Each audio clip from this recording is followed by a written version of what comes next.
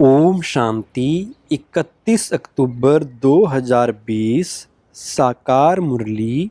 आज की मुरली का सार है, मीठे बच्चे तुम्हारा फर्ज है सबको स्थायी सुख और शांति का रास्ता बताना। शांति में रहो और शांति की बख्शीश यानी इनाम दो। प्रश्न, किस गुह्या राज को समझने के लिए बेहद की बुद्धि चाहिए?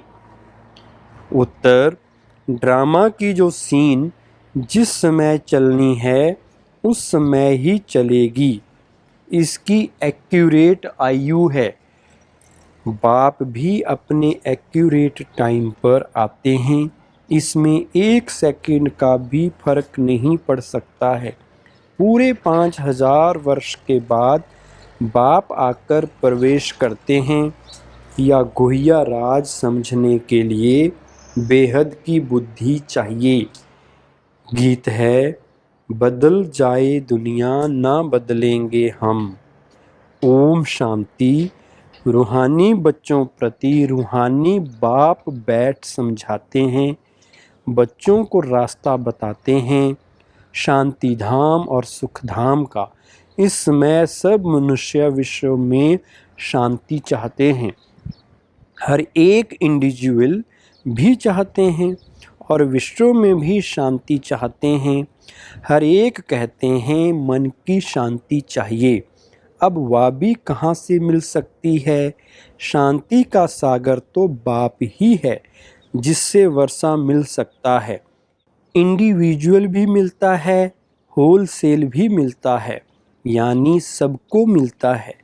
जो बच्चे पढ़ते हैं समझ सकते हैं हम शांति का वर्षा लेने अपना भी पुरुषार्थ करते हैं, औरों को रास्ता बताते हैं। विश्व में शांति तो होनी ही है, चाहे कोई वर्षा लेने आए व ना आए। बच्चों का फर्ज है सब बच्चों को शांति देना है। या समझ नहीं सकते 2-4 को वर्षा मिलने से क्या होगा? कोई को रास्ता बताया जाता है, परंतु निश्चय न होने कारण दूसरों को आप समान बना नहीं सकते। जो निश्चय बुद्धि हैं वह समझते हैं बाबा से हमको वर मिल रहा है, वरदान देते हैं ना, आयुष्मान भव, धनवान भव भी कहते हैं। सिर्फ कहने से तो आशीर्वाद नहीं मिल सकती। आशीर्वाद मांगते हैं तो उनको समझाया जाता है तुमको शांति चाहिए तो ऐसे पुरुषार्थ करो, मेहनत से सब कुछ मिलेगा। भक्ति मार्ग में कितनी आशीर्वाद लेते हैं, माँ बाप टीचर गुरु आदि सबसे मांगते हैं हम सुखी और शांत रहें, परंतु रह नहीं सकते क्योंकि इतने ढेर मनुष्य हैं, उनको सुख शांति मिल कैसे सकती? गाते भी हैं शांति देवा बुद्धि में आता है, हे परमपिता परमात्मा हमको शांति की बख्शीश करो। वास्तव में बख्शीश उसको कहा जाता है जो चीज़ उठाकर देवें। कहेंगे या तुमको बख्शीश है, इनाम है। बाप कहते हैं बख्शीश कोई कितनी भी करते हैं, धन की, मकान की, कपड़े आदि की करते हैं, वह हुआ दान पुण्य अल्पकाल के लिए। मनुष्य मनुष्य को देते हैं, साहूकार गरीब को अथवा साहूकार साहूकार को देते आए हैं, परंतु या तो है शांति और सुख स्थायी। यहाँ तो कोई एक जन्म के लिए भी सुख शांति नहीं दे सकते क्योंकि उनके पास है ही नहीं। देने वाला एक ही बाप है, उनको सुख शांति पवित्रता का सागर कहा जाता है। ऊंच ते ऊंच भगवान की ही महिमा गाई जाती है, समझते हैं उनसे ही शांति मिलेगी। फिर वो साधु संत आदि पास जाते हैं क्योंकि भक्ति मार्ग है ना, तो फेरा फिराते रहते हैं। वह सब है अल्पकाल के लिए पुरुषार्थ। तुम बच्चों का अभी वह सब बंद हो जाता है, तुम लिखते भी हो बेहद के बाप से 100% पवित्रता सुख शांति का वर्षा पा सकते हो। यहाँ 100% अपवित्रता दुख अशांति है, परंतु मनुष्य समझते नहीं। कहते ऋषि मुनि आदि तो पवित्र हैं, परंतु पैदाइश तो फिर भी विष से होती है ना। मूल बात ही यह है, रावण राज्य में पवित्रता हो ना सके। पवित्रता सुख आदि सबका सागर एक ही बाप है। तुम जानते हो हमको शिव बाबा से 21 जन्म अर्थात आधा कल्प 2500 वर्ष के लिए वर्षा मिलता है। या तो गारंटी है आधा कल्प सुख धाम, आधा कल्प है दुख धाम। सृष्टि के 2 भाग हैं, एक नई एक पुरानी, परंतु नई कब पुरानी कब होती है या भी जानते नहीं। झाड़ की आयु इतनी एक्यूरेट बता ना सकें। अभी बाप द्वारा तुम इस झाड़ को जानते हो, या 5000 वर्ष का पुराना झाड़ है, इनकी एक्यूरेट आयु का तुमको पता है। और जो झाड़ होते हैं उनकी आयु का किसको पता नहीं होता है, अंदाज बता देते हैं। तूफान आया, झाड़ गिरा, आयु पूरी हो गई।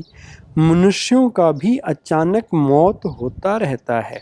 इस बेहद के झाड़ की आयु पूरे 5000 वर्ष है। इसमें एक दिन न कम न जास्ती हो सकता है। या बना बनाया झाड़ है, इसमें फर्क नहीं पड़ सकता। ड्रामा में जो सीन जिस समय चलनी है उस समय ही चलेगी, हूबहू रिपीट होना है। आयु भी एक्यूरेट है। बाप को भी नई दुनिया स्थापन करने आना है, एक्यूरेट टाइम पर आते हैं। 1 सेकंड का भी उसमें फर्क नहीं पड़ सकता।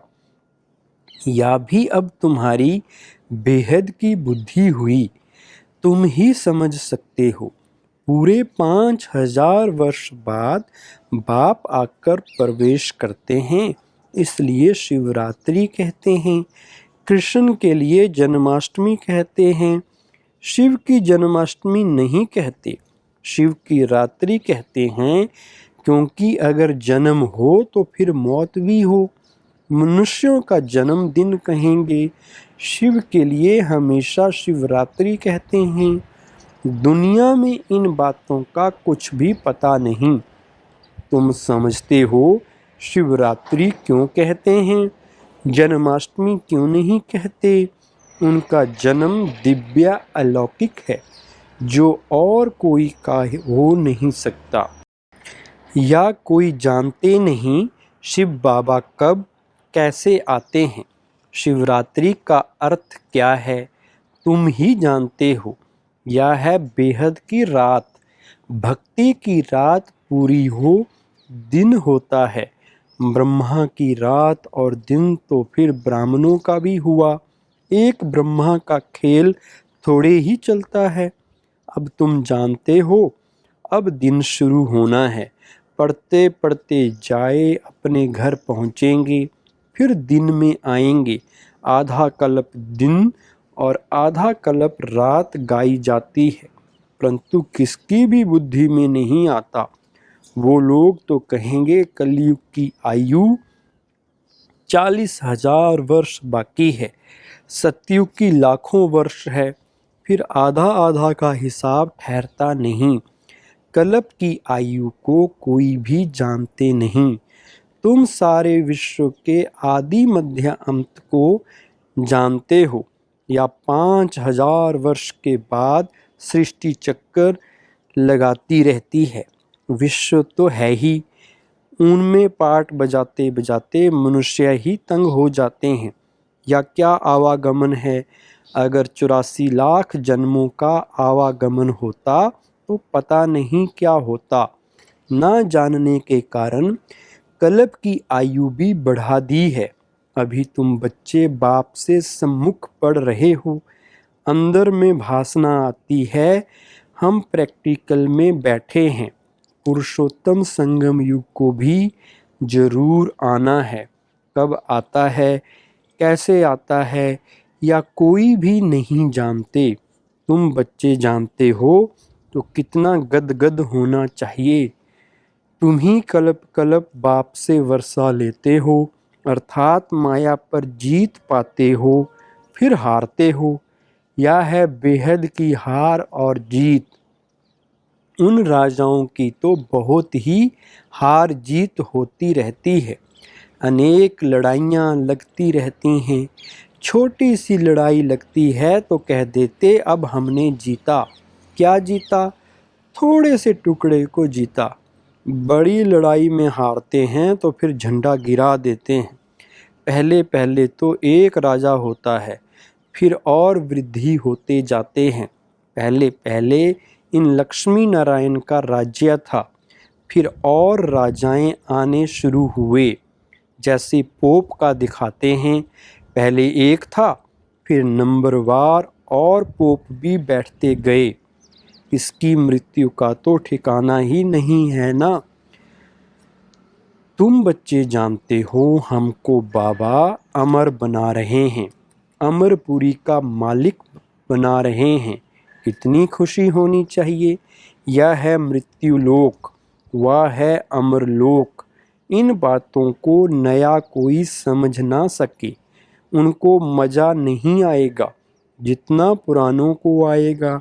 दिन प्रतिदिन वृद्धि को पाते रहते हैं, निश्चय पक्का हो जाता है। इसमें सहनशीलता भी बहुत होनी चाहिए। या तो आसुरी दुनिया है, दुख देने में देरी नहीं करते। तुम्हारी आत्मा कहती है हम अभी बाबा की श्रीमत पर चल रहे हैं, हम संगम युग पर हैं, बाकी सब कलयुग में हैं। हम अभी पुरुषोत्तम बन रहे हैं। पुरुषों में उत्तम पुरुष पढ़ाई से ही बनते हैं, पढ़ाई से ही चीफ जस्टिस आदि बनते हैं ना। तुमको बाप पढ़ाते हैं, इस पढ़ाई से ही अपने पुरुषार्थ अनुसार पद पाते हो। जितना जो पढ़ेंगे उतना ग्रेड मिलेगी। इसमें राजाई की ग्रेड है, वैसे उस पढ़ाई में राजाई की ग्रेड नहीं होती है। तुम जानते हो हम राजाओं का राजा बन रहे हैं, तो अंदर में कितनी खुशी होनी चाहिए। हम डबल सिरताज बहुत ऊंच बनते हैं। भगवान बाप हमको पढ़ाते हैं। कभी कोई समझ ना सके कि निराकार बाप कैसे आकर पढ़ाते हैं। मनुष्य पुकारते भी हैं, हे पतित पावन आकर हमको पावन बनाओ, फिर भी पावन बनते नहीं।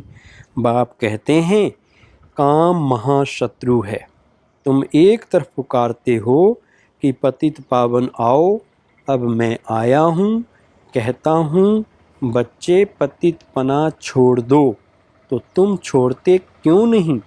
ऐसे थोड़ी ही बाप तुमको पावन बनाए और तुम पतित बनते रहो। ढेर ऐसे पतित बनते हैं।